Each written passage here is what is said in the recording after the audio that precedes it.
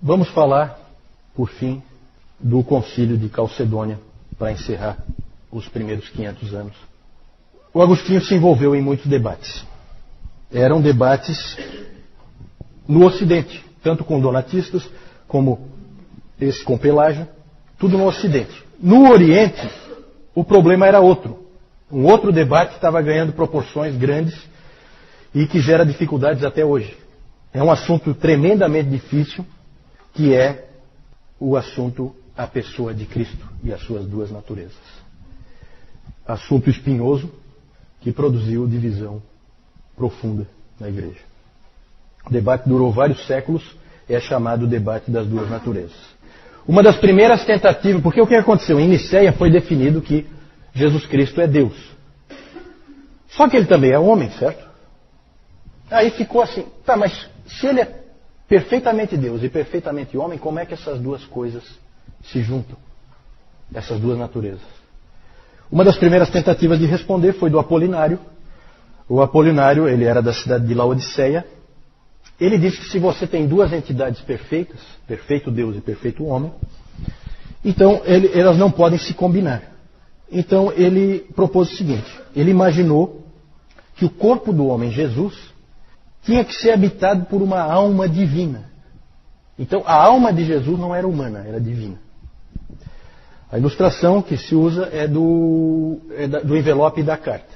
Né? Então o homem é o envelope e Deus é a carta. Então você põe a carta dentro do envelope. O problema é que logo as pessoas perceberam, no início parecia até interessante, mas logo as pessoas perceberam que tinha problema isso aí, né? Isso aí não é muito satisfatória essa resposta. Por quê? Porque no modelo do Apolinário não há um verdadeiro ser humano ali. Aquilo ali não é um ser humano, com uma alma divina. Não é como nós. Ficou mais a ideia de que era um tipo de possessão. Era um corpo possuído. Né? Então aquilo foi rejeitado, aquilo foi visto como errado. Os capadócios, nós falamos, os 3 capadócios ali, atacaram fortemente o ensino do Apolinário. E o Gregório de Nazianzo disse, o que ele não assumiu, ele não curou. Nós já vimos antes. Então ele tem que ter uma natureza humana perfeita. O apolinarianismo foi condenado em 381 no Concílio de Constantinopla. E nesse debate, gente, não havia, falando do apolinarianismo, nesse debate não havia só teologia envolvida. Havia rivalidade entre pessoas e havia rivalidade entre cidades envolvidas. Certo? Vejam como as coisas se misturam, como a igreja é frágil porque é composta por seres humanos. Alexandria no Egito e Antioquia na Síria sempre rivalizaram uma com a outra. Ainda há pouco nós falamos das duas escolas de interpretação da Bíblia. Alexandria, escola alegórica. Antioquia, escola literal, de interpretação da palavra. No caso da pessoa de Cristo, a ênfase de Alexandria era na divindade de Cristo. E a ênfase de Antioquia era na humanidade de Cristo. E, como tem aquela famosa frase, onde está a tua ênfase, ali estará a tua teologia. Então acabava desequilibrando, né? E aí a cidade de Antioquia acabou influenciando muito Constantinopla, que se tornou importante depois também. E aqui tem uma coisa interessante, o Concílio de Nicéia, lá em 325, que nós falamos no início hoje, o Concílio de Nicéia estabeleceu uma hierarquia das igrejas. Né? Porque nesses concílios se discutia vários assuntos. A gente acaba levantando assim o mais importante. Mas outros assuntos eram discutidos. E surgiu uma certa hierarquia das igrejas, das cidades, dentro do cristianismo. Né? Vamos ver se vocês já conseguem adivinhar mais ou menos qual é a hierarquia. Na hierarquia que foi colocada em Nicéia, qual é a igreja mais importante? Quem dá mais? O que vocês acham? Constantinopla? Alexandria? Não. Roma. Lembre-se que Constantinopla nem existia. Nicéia 325, 5 anos antes de Constantinopla existir. Certo? Então Roma era a capital do império, é a igreja mais importante. Era assim que era visto. Segunda, Segunda, Alexandria. Alexandria, com certeza. Está em todas, né? Alexandria. Terceira, Antioquia. Perfeito. Então, essa era a hierarquia principal, só que surgiu um problema. Surgiu uma nova cidade, chamada Constantinopla, que vai e ocupa o segundo lugar, roubando esse segundo lugar de Alexandria. Automaticamente há uma rivalidade profunda entre Alexandria e Constantinopla. Vejam como é carnal a coisa, certo? Seres humanos são complicados. E essa rivalidade acabou descambando para uma briga feia. Vamos falar do nestorianismo. Cadê o Nestor? Nestor, vamos trazer o Nestor. Né? Vamos trazer o Nestor. Calma, vamos ver, depois a gente vai ver. Nestor era o bispo de... Nestor também chamado Nestório. Tá? Alguns chamam Nestório, alguns chamam Nestor. Nestor era bispo de Constantinopla. E ele foi treinado na tradição de Antioquia. E ele ficou preocupado com uma expressão que estava sendo usada lá em Alexandria. A expressão era a seguinte, Theotokos. Alguém sabe o que é Theotokos? Ele não é de Alexandria. Ele não gosta de Alexandria. Ele se incomodou com aquilo que Alexandria disse, Theotokos. Theotokos é a mãe de Deus. A mãe de Deus. Em Alexandria começou a se usar essa expressão, a mãe de Deus. Evidentemente estava se referindo a Maria. Só que essa expressão não era usada como é hoje, né? Hoje ela é usada para exaltar Maria. Naquele tempo não. Naquele tempo a preocupação dos alexandrinos era de mostrar que ali estava Deus. Certo? Aquele homem que nasceu ali era Deus. O Nestor não gostou daquela expressão. Aquela expressão incomodava ele. E ele recomendou que se usasse Christostokos, a mãe de Cristo, para não confundir a cristologia das pessoas. E ele também não gostava da palavra união das naturezas, ele preferia conjunção das naturezas. E o Nestor sofreu feroz oposição de Cirilo, o bispo de Alexandria. E esse bispo aí de Alexandria era um teólogo competente, um indivíduo muito inteligente, mas não muito ético. E ele jogou sujo várias vezes com o Nestor, certo? E esse Cirilo, ele fazia qualquer coisa para prevalecer. Um indivíduo insistente e do tipo briguento. Sim.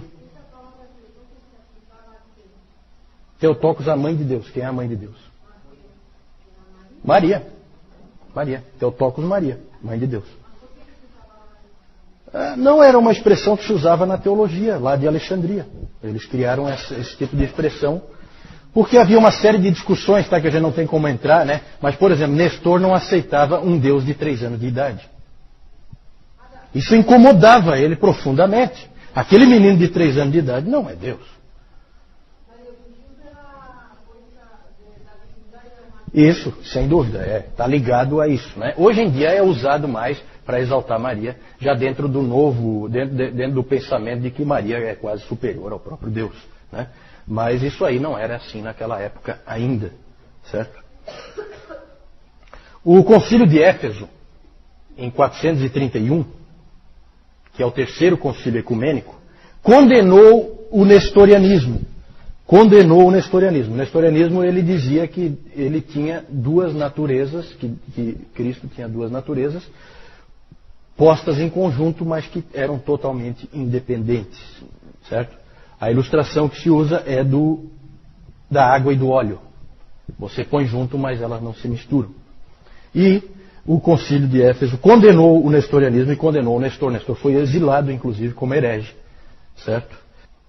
O Concílio de Éfeso afirmou que Jesus é uma pessoa e não 2. Só que esse concílio, gente, ele foi um tipo de farsa. Porque não houve discussão nenhuma dentro daquilo que o Jaime perguntou antes sobre como funcionava o concílio. Esse funcionou totalmente errado. Sabe por quê?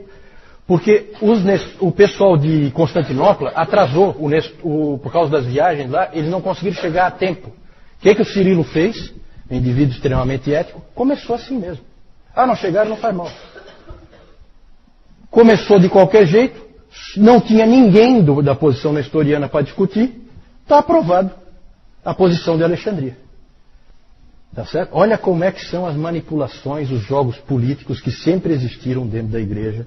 Esse aí é um exemplo daqueles lamentáveis, né? Cirilo jogou sujo aí. Hoje os historiadores acham que o Nestor foi injustiçado, né? Mas mais ou menos, tá, gente? Porque na verdade, ele falou algumas coisas que não ajudaram nem um pouco. No calor da discussão, ele falou coisas desse tipo, que ele não aceitava um Deus de 3 anos de idade. Isso aí complica. Se você não disser que Jesus Cristo é Deus com 3 anos de idade, então ele vai se tornar Deus em algum momento depois. E então isso começa a complicar, certo? Então, há uma certa divisão se o Nestor é um herege do bem ou um herege do mal, né? Não está bem claro isso aí, certo? Mas alguns acham que ele foi injustiçado. De qualquer maneira, ele é considerado um herege da igreja. Só que, vejam bem, herege na igreja católica. Por quê? Porque esse episódio do nestorianismo gerou profunda divisão na igreja. Nós já vimos que os donatistas tinham se dividido e agora há divisões mais sérias. E por isso existe hoje a igreja nestoriana na Pérsia. A igreja da Pérsia é fora do Império Romano e ela tinha sido influenciada profundamente pelo Teodório de Mopsuestia, que era o mestre do Nestor. E eles criam do jeito que o Nestor dizia. E por isso existe a igreja nestoriana que existe até hoje, né? Na Ásia. Com a vitória de Alexandria, parecia que tudo tinha se resolvido, parecia que agora as coisas tomavam um rumo claro, mas não resolveu coisa nenhuma. Por quê? Porque nós tivemos já essa divisão, a igreja da Pérsia fica totalmente separada por causa disso, e surge um monge chamado Eutico. Esse monge, ele surge em Alexandria, ele é pró-Cirilo, nos debates, só que ele vai muito além do Cirilo. Ele praticamente nega a realidade das duas naturezas. Ele disse que a natureza humana foi absorvida pela divina. Ele chegou a dizer o seguinte: a carne do Senhor não é como a nossa. Ele a descrevia como uma natureza humana que tinha se tornado divina. E aí passa a haver uma nova natureza única. É como a ilustração aí é de água e vinho misturados. Passa a ser uma coisa só e não duas. E em 449 houve um concílio em Éfeso, o concílio dos ladrões, assim chamado, onde o eutiquianismo foi aprovado como ortodoxia. Por quê? Porque todo mundo era amigo do Eutico. Esse Eutico, todo mundo gostava dele, cara, gente boa, como um bom herege tem que ser, né? E para ter aquela penetração realmente no meio do povo. E esse Eutico acabou prevalecendo, e aí surge a figura do Papa em Roma, o Papa Leão I. Léo, né? Léo, para nós em português é Leão. O Papa Leão I pode-se dizer que ele é difícil, gente, a gente dizer quando começou a Igreja Católica Romana. Mas provavelmente o primeiro Papa é esse cara aí. Papa mesmo, sabe? Que age como um Papa. Leão I. E o Leão chamou o concílio, esse concílio de Éfeso, ele chamou, em vez de chamar de concilium, ele chamou de latrocinium. Por quê? Porque ele tinha mandado uma carta, que é chamada de tomo a Flavianos, para que fosse lida e seguida no concílio. Lá ele usou muito o texto de Tertuliano e de Agostinho para defender a posição que nós defendemos hoje, a posição ortodoxa. E o concílio simplesmente ignorou a carta dele. E aquilo deixou ele profundamente irritado. Então ele passou a se empenhar fortemente para reverter o que tinha acontecido em 449. Inclusive o Nestor estava exilado. Ele leu esse tomo e ficou muito contente, porque ele achou que tinha a ver com o que ele cria. O resultado do esforço do Leão, o Leão chamou esse concílio de Éfeso de um covil de ladrões. A coisa pegou fogo mesmo. E o resultado do esforço do Leão foi a convocação em 451 do concílio de Calcedônia. O que nós cremos hoje sobre as duas naturezas de Cristo em uma pessoa é ortodoxia e vem de Calcedônia. Certo? Lá em Calcedônia, então, o eutiquianismo foi condenado. E ali afirmou-se que Jesus Cristo tem duas naturezas distintas. não misturadas, não uma absorvida pela outra. O Concílio de Calcedônia foi o quarto concílio ecumênico, esse aí nunca foi contado, ele foi desconsiderado, esse de 449. Ele foi o maior concílio de todos, de toda a história, tinha mais de 500 bispos presentes em Calcedônia. A maioria dos bispos eram do Oriente, porque no Ocidente a coisa estava pegando fogo, e aí a maioria não pôde vir, porque a casa estava caindo no Ocidente, certo? Calcedônia estabeleceu o que a maior parte da igreja aceita até hoje. Cristo é uma pessoa em duas naturezas perfeitas, sem confusão ou conversão, sem divisão ou separação. Essas duas naturezas unem-se de forma hipostática. Essa expressão hipostática é um pouco difícil de definir, mas quer dizer assim que ela é uma união não voluntária, uma união necessária, uma união que sempre existe. As heresias são fáceis de ilustrar. A carta no envelope, o óleo e a água, o água e o vinho, né? Já a ortodoxia nunca dá para ilustrar, porque permanece sempre o mistério. Mas o problema não se encerrou. Na verdade, nós estamos terminando aqui, só que depois de Calcedônia, o que aconteceu? O Ocidente aceitou Calcedônia imediatamente. Não houve problema nenhum no Ocidente. Calcedônia foi aceito, sem problema, mas no Oriente a briga continuou. Nós não temos como entrar em detalhes, mas houve uma briga fortíssima entre os monofisitas, que vem ali do eutiquianismo, em que há uma natureza só, e os calcedônios. Um outro concílio, Constantinopla II, em 553, disse que Calcedônia estava certa e que os monofisitas estavam errados. Mas os problemas continuaram. 100 anos depois, em 680, Constantinopla III, mais uma vez reafirmou Calcedônia. Também não resolveu, a briga continuou. E nesse tempo já havia mais divisão na igreja. Agora, além da igreja nestoriana, lá na Pérsia, passaram a existir as igrejas monofisitas no Egito, na Armênia, na Síria, na Índia, em vários lugares fora do Império Romano, começou a existir as igrejas monofisitas no Oriente. E nesse período, gente, ocorreram coisas estranhas e horríveis. Começa a acontecer as barbaridades, né? Um Papa de Roma excomungou o Patriarca de Constantinopla, que por sua vez excomungou o Papa de Roma. Certo? Um outro Papa de Roma foi sequestrado por agentes do imperador em Constantinopla, onde ele foi açoitado, aprisionado e morreu de fome. Veja como a coisa pega. Houve também um teólogo e monge, cujo nome era Maximus, que foi aprisionado pelo imperador. Veja que o imperador está sempre metido, por causa daquela coisa da cristandade. Ele sempre mete a mão. A língua desse Maximus foi cortada, porque ele disse alguma coisa que o imperador não gostou, e a mão dele foi decepada porque ele assinou um documento que o imperador também não gostou. Então vejam o nível que a coisa chegou, certo? Tudo de horrível ocorreu por causa dessa controvérsia em torno das duas naturezas de Cristo. Quando a poeira baixou, havia igrejas monofisitas separadas no Egito, na Síria, na Armênia, na Etiópia e na Índia. Essas igrejas monofisitas ainda existem. Lá no Egito você tem a igreja copta, certo? A sede é em Alexandria, não tem nada a ver com Roma, certo? E ela é uma igreja independente. Então já temos nessa época 4 igrejas, talvez 5 igrejas, porque os donatistas vão desaparecer, né, com os muçulmanos. Mas já temos 4 igrejas. Temos a igreja do Ocidente e a igreja do Oriente, que em tese ainda estão unidas, né? Só que com um Papa excomungando o patriarca, pode ter certeza que essa união já não existe mais, né? Acabou. E logo nós vamos ver que elas vão se separar de vez. Nós temos então a Igreja Católica Romana, a Ortodoxa Oriental, a Nestoriana, na Pérsia, e a Monofisita, naqueles outros países. Vamos encerrar então, vamos ver. Sim. A Católica Romana, a Ortodoxa Oriental, a Nestoriana, na Pérsia, e as várias monofisitas. Certo? Aí o Cirilo, bispo de Alexandria, que jogou bem sujo. Aí o nestorianismo, alguns exemplos aí, né, da igreja nestoriana, que é uma igreja diferente, né?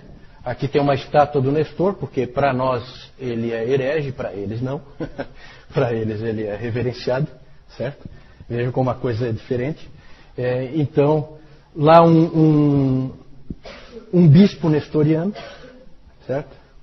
Uma freira nestoriana. E aqui um casamento nestoriano. Bem interessante aí. Aqui o Leão I, talvez o primeiro Papa, pelas posturas que ele assumiu. Ele, inclusive, ele foi muito respeitado como autoridade. Quando vocês veem lá, às vezes, o Bento XVI indo lá falar para acabar com a guerra, para parar não sei o quê, lembra um pouco o que o Leão fez, né? Por quê? Porque o Átila, o Uno, o flagelo de Deus, vocês talvez já estudaram sobre esse bárbaro, ele e as suas tropas estavam destruindo a Itália completamente, varrendo do mapa, certo? Saqueavam tudo, violentavam todas as pessoas, e o Leão foi negociar com o Átila para ele não entrar em Roma. Então ele ficou muito reverenciado pelos romanos por causa dessa posição dele, né? O catolicismo romano inventa um monte de história, que aqui atrás do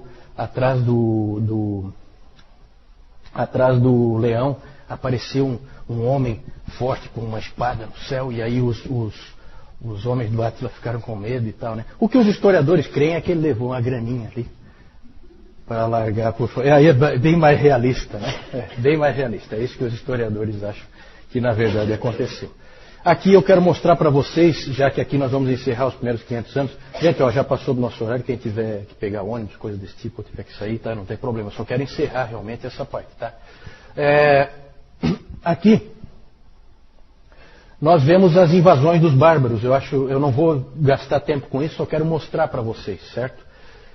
Nessa época, no quinto século, começa a haver invasão de bárbaros para tudo que é lado.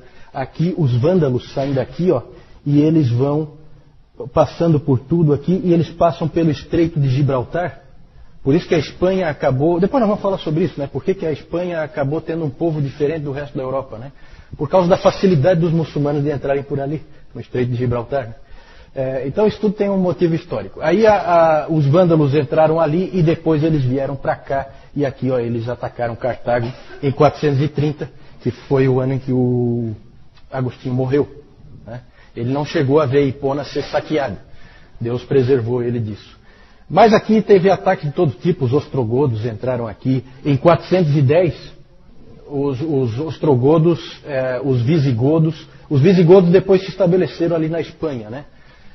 Os burgúndios se estabeleceram na França, os francos na França, os bretões na França. Isso aí depois a gente pode dar uma olhadinha com mais calma. Em 410, Alarico invadiu Roma e detonou com Roma. Alarico era visigodo. Então são tudo povos germânicos, tá, gente? Esses povos todos, eles entraram e invadiram realmente Roma e saquearam tudo. Foi uma coisa desastrosa. Aqui então, quando Roma foi saqueada em 410, aqui em 455 os vândalos saquearam também. Então o Papa Leão impediu o Átila, o Uno, de entrar em Roma, só que depois, 4 anos depois, os vândalos entraram e fizeram a festa em Roma, tá? Depois de 410, gente, todos os imperadores romanos do Ocidente, eles são fantoches nas mãos de generais germânicos, certo? Em 476, o Rômulo Augusto foi o último imperador romano do Ocidente. Ele foi deposto definitivamente por Odoacro. E o interessante é que o Odoacro era um general romano, porque nessa época os bárbaros já tinham tomado o exército completamente e eles queriam ser romanos, né? Nunca pensem que os bárbaros invadiram Roma para destruir Roma, eles invadiram Roma para ser romanos. Eles tinham gosto por aquela vida dos romanos, a civilização, eles queriam usufruir daquilo também. Então eles entravam e saqueavam primeiro e depois assumiam ali as casas e coisas e moravam ali. Esse Odoacro era um dos generais do Rômulo Augusto, que era um mero fantoche, né? E esse ano é importante, 476, para quem estudou história, é o ano da queda do Império Romano do Ocidente, que marca o fim da Idade Antiga e o início da Idade Média. Certo? Não é isso que diz a história? Na verdade, Roma já tinha caído aos poucos, muito antes disso, durante todo o quinto século. Certo? Só mostrar para vocês rapidamente, para encerrar aqui, onde é que depois, isso aqui depois na Idade Média vai influir, tá? Já não temos mais romanos. O que nós temos agora são povos bárbaros que ocuparam todo o Império Romano do Ocidente. Os romanos estão aqui, ó, no que é chamado de Império. Como é o outro nome do Império Romano do Oriente? Quem sabe? Império Bizantino. O Império Bizantino, exatamente, porque ele parte de Bizâncio, Constantinopla, certo? Então aqui o Império Romano do Oriente permanece, só que aqui foi ocupado, olha só, toda a Itália e aqui uma parte da Alemanha foi ocupada pelos ostrogodos, os francos e os burgúndios e os bretões ocupam a parte aqui onde é a França e a Holanda, e os anglo-saxões ocupam lá as Ilhas Britânicas. Os visigodos ocupam a Espanha e aqui os suevos, numa parte ali de Portugal. No norte da África, os vândalos se estabeleceram, certo? Depois eles vão ser triturados e trucidados pelos muçulmanos, né? No século VII. Deixa eu... Fala, Augusto. Como é que eles podiam ser chamados de Império Romano se não tinha Roma? Tinha Roma. Assim, a pergunta é assim, como podiam ser chamados de Império Romano se não tinha Roma? Tinha Roma. Roma foi só saqueada, ela não foi destruída, tá? A gente fala destruída, é uma força de expressão. Ela continua existindo ali e esses bárbaros ocuparam a cidade de Roma, né? Roma existe até hoje, né? A cidade permanece, só que não é mais aquela Roma, agora é uma Roma totalmente controlada por bárbaros, certo? Ela é diferente, ela não é mais a mesma coisa. Tudo bem que esses bárbaros absorvem a cultura romana, mas já não é mais a mesma coisa, né?